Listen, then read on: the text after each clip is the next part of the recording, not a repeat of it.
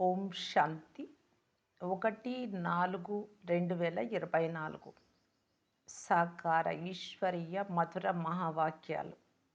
మధురమైన పిల్లలారా, మీ జీవితము దేవతల జీవితం కంటే శ్రేష్టమైనది. ఎందుకంటే మీరిప్పుడు రచయిత రచనలను యథార్థంగా తెలుసుకొని ఆస్తికులుగా అయ్యారు. ప్రశ్న: పూర్తి కల్పంలోనే లేనటువంటి సంగమయుగి ఈశ్వరీయ పరివారపు విశేషత ఏది? జవాబు: ఈ సమయంలో ఈశ్వరుడే స్వయంగా తండ్రి అయి పిల్లలైన మిమ్ములను సంభాలన చేస్తారు. టీచరై విద్య నేర్పిస్తారు. సద్గురువై మిమ్ములను పుష్పాలుగా తయారు చేసి జతలో తీసుకెళ్తారు. సత్యుగంలో దైవీ పరివారం ఉంటుంది, కానీ ఇలాంటి ఈశ్వరీయ పరివారం ఉండదు. పిల్లలైన మీరిప్పుడు అనంతమైన సన్యాసులు, రాజయోగులు కూడా అయ్యారు. రాజ్యం కొరకు చదువుకుంటూ ఉన్నారు. ఓం శాంతి. ఇది స్కూలు లేక పాఠశాల. ఎవరి పాఠశాల? ఆత్మల పాఠశాల. ఆత్మ శరీరం లేకుండా ఏమీ వినలేదు అనేది వాస్తవం. ఆత్మల పాఠశాల అని అన్నప్పుడు ఆత్మ శరీరం లేకుండా ఏమీ అర్థం చేసుకోలేదు అని తెలుసుకోవాలి. కనుక జీవాత్మ శరీరంతో ఉన్నటువంటి ఆత్మ అని చెప్పాల్సి వస్తుంది. ఇప్పుడు ఉన్నవన్నీ జీవాత్మల పాఠశాలలే. అందుకే దీనిని ఆత్మల పాఠశాల అని అంటారు. పరంపిత పరమాత్మ వచ్చి చదువు చదివిస్తారు. అది శారీరక చదువు, ఇది ఆత్మిక చదువు. దీనిని అనంతమైన తండ్రి చదివిస్తారు. కనుక ఇది ఈశ్వరీయ విశ్వవిద్యాలయము. భగవాను వాచ్ కదా, ఇది భక్తి మార్గము కాదు, ఇది ఒక చదువు. స్కూలులో చదివిస్తారు. భక్తి మందిరాలు మొదలైన స్థానాలలో జరుగుతుంది. ఇక్కడ ఎవరు చదివిస్తూ ఉన్నారు? భగవాను వాచ. వేరే ఏ పాఠశాలలోనూ భగవాను వాచ అంటే భగవంతుడు మాట్లాడడం ఉండనే ఉండదు.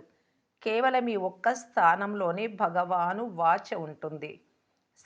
అతి శ్రేష్టమైన భగవంతుడినే జ్ఞాన సాగరులు అని అంటారు. వారే జ్ఞానాన్ని ఇవ్వగలరు. మిగిలినదంతా భక్తి. దాని ద్వారా ఎలాంటి సద్గతి లభించదు అని తండ్రి భక్తి గురించి చెప్పారు.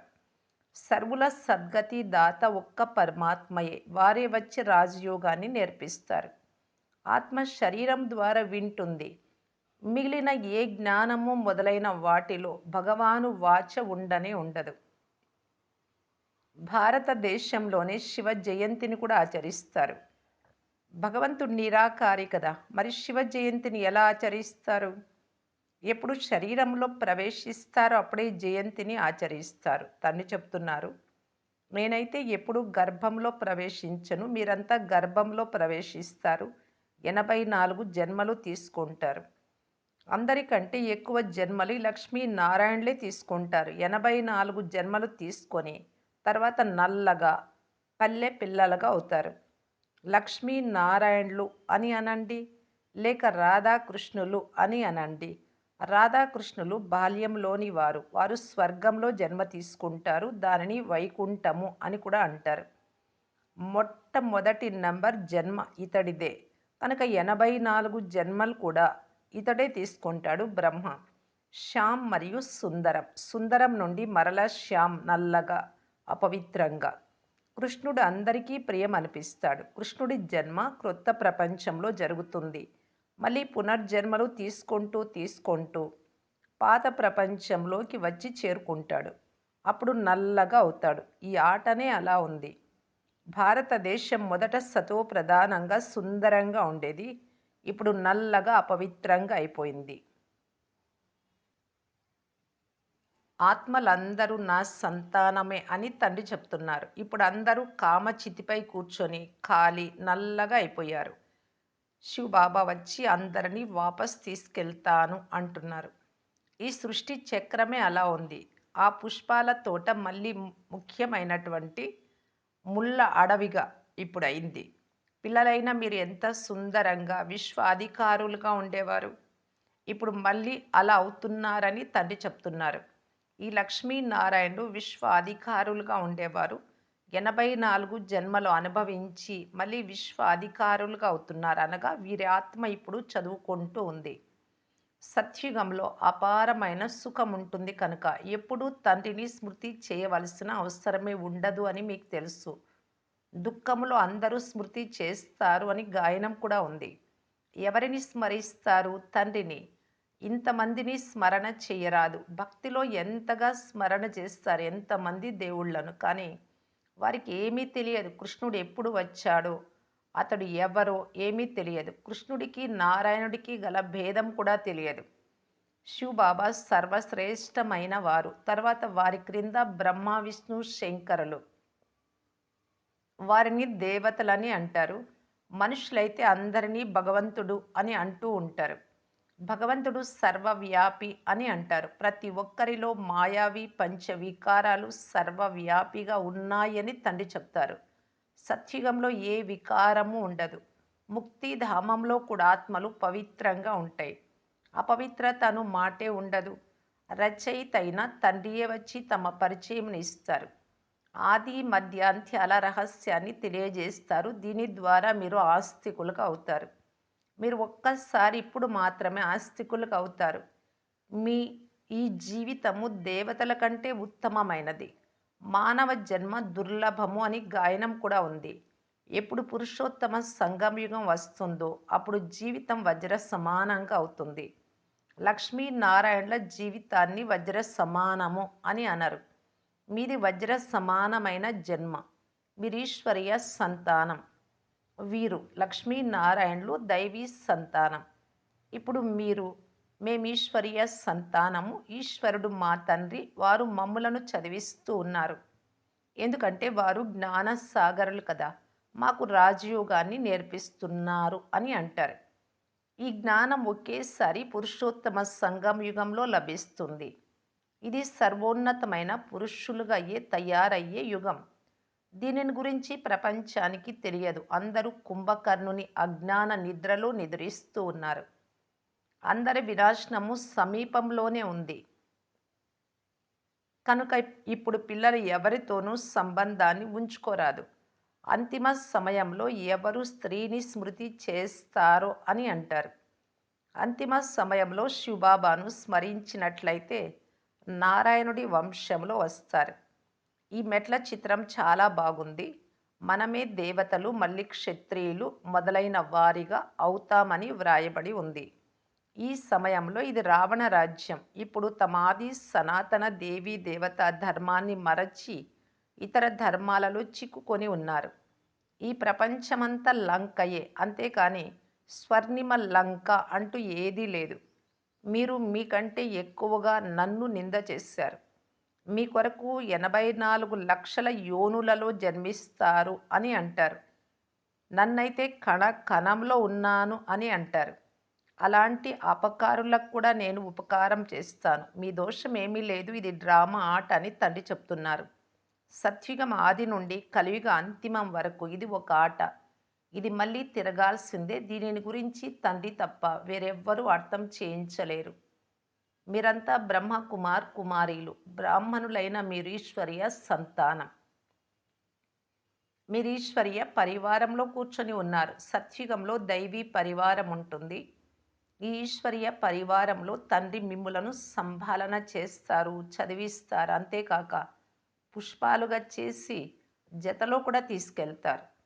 మీరు మనుషుల నుండి దేవతలుగా అయ్యేందుకు చదువుతున్నారు. సిక్కుల గ్రంథంలో కూడా మనుషులను దేవతలుగా చేశారు అని ఉంది. అందుకే పరమాత్మను ఇంద్రజాలికుడు అని అంటారు. నరకమును స్వర్గంగా చేయడం ఇంద్రజాలమే కదా. స్వర్గము నుండి నరకంగా అయ్యేందుకు 84 జన్మలు, మళ్ళీ నరకము నుండి స్వర్గంగా అయ్యేందుకు ఒక్క సెకండ్లో అవుతుంది. క్షణంలో జీవన్ముక్తి. నేను ఆత్మను అని ఆత్మను తెలుసుకున్నారు. తండ్రిని కూడా తెలుసుకున్నారు. వేరే ఏ మనుషులకు ఆత్మ అంటే ఏంటో తెలియదు. గురువులు అనేక మంది ఉన్నారు. కానీ సద్గురువు మాత్రం ఒక్కరే. సద్గురువు అకాల్ అని అంటారు. పరంపిత పరమాత్మ ఒక్కరే సద్గురువు. కానీ గురువులైతే అనేక మంది ఉన్నారు. నిర్వికారులుగా ఎవ్వరూ లేరు. అందరూ వికారాలతోనే జన్మిస్తారు. ఇప్పుడు రాజధాని స్థాపన అవుతూ ఉంది. మీరంతా ఇక్కడ రాజ్యం కొరకే చదువుకుంటూ ఉన్నారు. మీరు రాజయోగులు, అనంతమైన సన్యాసులు. ఆ హఠయోగులు హద్దులోని సన్యాసులు. తండ్రి వచ్చి అందరికీ సద్గతినిచ్చి సుఖీలుగా చేస్తారు. సద్గురువు అకాలమూర్తని నన్ను ఒక్కరినే అంటారు. అక్కడ మీరు పదే పదే శరీరాన్ని వదులుతూ తీసుకుంటూ ఉండరు. మృత్యువు కబలించదు. మీ ఆత్మ కూడా అవినాశి కానీ పతితంగా మరియు పావనంగా అవుతుంది. నిర్లేపి కాదు. డ్రామా రహస్యాన్ని కూడా తండ్రి అర్థం చేయిస్తారు. రచయితయే రచన యొక్క ఆది మధ్య అంత్య రహస్యాన్ని అర్థం చేయించగలరు కదా. జ్ఞాన సాగరులు ఆ తండ్రి ఒక్కరు మాత్రమే. వారే మిమ్ములను మనుషుల నుండి దేవతలుగా డబల్ కిరీటధారులుగా చేస్తారు. మీ జన్మ గవ్వ సమానంగా ఉండేది ఇప్పుడు మీరు వజ్ర సమానంగా అవుతున్నారు. తండ్రి హంసో సోహం మంత్రమును గురించి కూడా అర్థం చేయించారు. ఆత్మయే పరమాత్మ, పరమాత్మయే ఆత్మ అని వారు అంటారు భక్తులు. ఆత్మనే పరమాత్మగా ఎలా అవ్వగలదు అని తండ్రి అంటారు. ఆత్మలైన మీరు ఈ సమయంలో బ్రాహ్మణులుగా ఉన్నారు. మరలా బ్రాహ్మణుల నుండి దేవతలుగా అవుతారు. మళ్ళీ మీరే క్షత్రియులుగా, శూద్రులుగా, శూద్రుల నుండి బ్రాహ్మణులుగా అవుతారు. ఇదే హంసో సోహం యొక్క అర్థము అని తండ్రి తెలియజేస్తూ ఉన్నారు. మీరందరికంటే శ్రేష్టమైన జన్మ. ఇది ఈశ్వరీయ పరివారం. మీరు ఎవరి వద్ద కూర్చున్నారు? మాతాపితల వద్ద. అందరూ సోదర సోదరీలే. తండ్రి ఆత్మలకు శిక్షణనిస్తారు. మీరంతా నా పిల్లలు, ఆస్తికి హక్కుదారులు. కనుక పరమాత్మ తండ్రి నుండి ప్రతి ఒక్కరూ వారసత్వాన్ని తీసుకోగలరు. వృద్ధులు, పిల్లలు, పెద్దలు అందరికీ తండ్రి నుండి వారసత్వాన్ని తీసుకునే హక్కు ఉంది కనుక స్వయాన్ని ఆత్మగా భావించి తండ్రిని స్మృతి చేస్తే పాపాలు సమాప్తమైపోతాయని పిల్లలకు కూడా అర్థం చేయించండి. భక్తి మార్గంలోని వారు ఈ మాటలను ఏమాత్రమూ అర్థం చేసుకోలేరు. మంచిది. రాత్రి క్లాస్. పిల్లలు తండ్రిని గుర్తించారు. తండ్రి చదివిస్తూ ఉన్నారు. వారి నుండి బేహద్దు వారసత్వం లభిస్తుంది అని కూడా అర్థం చేసుకున్నారు. కానీ కష్టం ఏమిటి అంటే మాయ మరిపింపజేస్తుంది. ఏదో ఒక విఘ్నాన్ని కలగజేస్తుంది. అందువలన పిల్లలు భయపడతారు. అందులో కూడా మొదటి నంబర్ వికారంలో, కామంలో పడిపోతారు. కళ్ళు మోసం చేస్తాయి. కళ్ళు తీసేసే మాట అయితే లేదు. తండ్రి జ్ఞాన నేత్రమునిస్తారు. జ్ఞాన అజ్ఞానాల యుద్ధం నడుస్తుంది. జ్ఞానం అంటే తండ్రి, అజ్ఞానం అంటే మాయ. వీరి యుద్ధం చాలా తీవ్రమైనది. పడిపోయినట్లయితే అర్థం కాదు. తర్వాత నేను పడిపోయాను, నేను స్వయానికి చాలా అకళ్యాణం చేసుకున్నాను అని అర్థం చేసుకుంటారు. మాయ ఒక్కసారి ఓడించింది అంటే మళ్ళీ ఉన్నతి అవ్వడం కష్టం అవుతుంది. మేము ధ్యానంలోకి వెళ్తాము అని చాలామంది పిల్లలు చెప్తారు కానీ అందులో కూడా మాయా ప్రవేశం జరుగుతుంది. మాయ ప్రవేశం ధ్యానం అంటే సాక్షాత్కారాలు చేసుకోవడం. తెలియను కూడా తెలియదు. మాయ దొంగతనము చేయిస్తుంది, అసత్యము చెప్పిస్తుంది. మాయ ఏమి చేయించదు. చెప్పనలవే కాదు మురికిగా తయారు చేస్తుంది. పుష్పాలుగా అవుతూ అవుతూ మళ్ళీ చీచీగా అవుతారు. మాయ ఎంత శక్తిశాలి అంటే క్షణక్షణము క్రింద పడేస్తుంది. బాబా మేము క్షణక్షణము మర్చిపోతామని పిల్లలు అంటారు. పురుషార్థం చేయించే వారైతే ఒక్క తండ్రి మాత్రమే. కానీ భాగ్యంలో లేకుంటే అలాంటి వారు పురుషార్థం కూడా చేయలేరు. ఇందులో ఎవరి గురించి కూడా బాబా ప్రత్యేక శ్రద్ధ తీసుకోరు. ఎవరిని కూడా అదనంగా చదివించరు. ఆ చదువులైతే ఎక్స్ట్రా చదువుకునేందుకు టీచర్ను పిలుస్తారు. ఇక్కడ భాగ్యంను తయారు చేసేందుకు అందరినీ తండ్రి ఒకే విధంగా చదివిస్తారు. ఒక్కొక్కరిని వేరువేరుగా ఎంతవరకు చదివించగలరు? ఎంతమంది పిల్లలున్నారు? ఆ చదువులో ఎవరైనా గొప్పవారి పిల్లలుంటే అధిక ఖర్చు చేయగలరు. ట్యూషన్లు ఇవన్నీ కూడా చెప్పించుకొని. కనుక వారిని అదనంగా చదివిస్తారు. వీరు మందబుద్ధి కలవారు అని టీచర్కు తెలుస్తుంది కనుక చదివించి వారిని స్కాలర్షిప్కు యోగ్యులుగా చేస్తారు. ఈ తండ్రి శివబాబా అలా చెయ్యరు. అందరినీ ఒకే విధంగా చదివిస్తారు. అక్కడ టీచర్ అదనపు పురుషార్థం చేయిస్తారు అనగా ప్రత్యేక శ్రద్ధ తీసుకుంటారు. కానీ ఇక్కడ తండ్రి అదనపు పురుషార్థం ఎవ్వరికీ వేరుగా చేయించరు. అదనపు పురుషార్థము అనగా టీచర్ కొంత కృప చూపించడం. డబ్బు తీసుకుంటారు. ప్రత్యేకంగా సమయాన్ని ఇచ్చి చదివిస్తారు. దాని ద్వారా వారు ఎక్కువగా చదివి తెలివైన వారిగా అవుతారు. ఇక్కడ ఎక్కువగా చదివే విషయం ఏదీ లేదు. వీరి మాట ఒక్కటే మన్మనాభవ అనే మహామంత్రాన్ని ఇస్తారు. స్మృతి ద్వారా ఏమి జరుగుతుందో పిల్లలైన మీరు అర్థం చేసుకున్నారు. తండ్రియే పతిత పావనులు, వారిని స్మృతి చేయడం ద్వారానే మీరు పావనంగా అవుతారు. మంచిది. శుభరాత్రి. Good night. మధురాతి మధురమైన అపురూపమైన పిల్లలకు మాతాపిత బాప్దాదాల ప్రియ స్మృతులు మరియు గుడ్ మార్నింగ్. ఆత్మిక పిల్లలకు ఆత్మిక తండ్రి నమస్తే. ధారణ కొరకు ముఖ్య సారము. ఫస్ట్ పాయింట్, పూర్తి ప్రపంచమంతా ఇప్పుడు శ్మశానంగా అవ్వనున్నది. వినాశనము సమీపంలో ఉంది కనుక ఎవ్వరితోనూ సంబంధం ఉంచుకోరాదు. అంతిమ సమయంలో ఒక్క తండ్రి మాత్రమే గుర్తు ఉండాలి. సెకండ్ పాయింట్, ఇది శ్యామ్ అంటే అపవిత్రం నుండి సుందరంగా అనగా పవిత్రంగా తయారయ్యేటటువంటి పురుషోత్తమ సంగమ యుగం. ఉత్తమ పురుషులుగా అయ్యే సమయం ఇదే. సదా ఈ స్మృతిలో ఉంటూ స్వయాన్ని గవ్వ నుండి వజ్ర సమానంగా చేసుకోవాలి. వరదానము, జ్ఞానధనము ద్వారా ప్రకృతిలోని అన్ని సాధనాలను ప్రాప్తి చేసుకునే పదమాపదం పతీభవ. జ్ఞానధనము స్థూల ధనాన్ని స్వతహాగానే ప్రాప్తి చేస్తుంది. ఎక్కడ జ్ఞానధనం ఉంటుందో అక్కడ ప్రకృతి స్వతహాగా దాసి అవుతుంది. జ్ఞానధనము ద్వారా ప్రకృతి యొక్క అన్ని సాధనాలు స్వతహాగా ప్రాప్తిస్తాయి. అందువలన జ్ఞానధనము అన్ని ధనాలకు రాజు వంటిది. ఎక్కడైతే రాజు ఉంటాడో అక్కడ అన్ని పదార్థాలు స్వతహాగా ప్రాప్తిస్తాయి. ఈ జ్ఞానధనమే పదమాపతులుగా తయారు చేస్తుంది.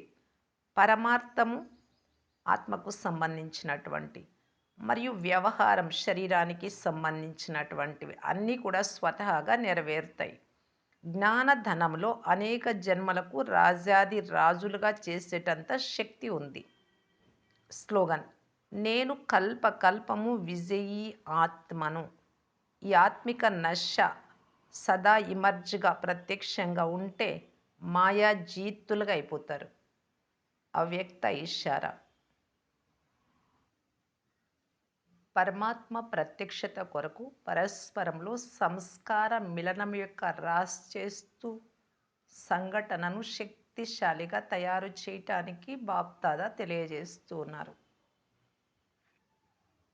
బాప్దాదా సమయం యొక్క సమీపత అనుసారం ఇప్పుడు సంస్కార మిలనం యొక్క అనగా అందరి సంస్కారాలు ఒక్కటిగా కావటం ఈ మహారాసును చూడాలనుకుంటున్నారు. దీని కొరకు మొదట స్వయాన్ని అడ్జస్ట్ చేసుకొని ఇతరుల సంస్కారాలను కలుపుకొని దృఢ సంకల్పం చేయండి. అడ్జస్ట్ అయ్యే శక్తి సంస్కారాలను కలుపుతుంది. ఓం శాంతి.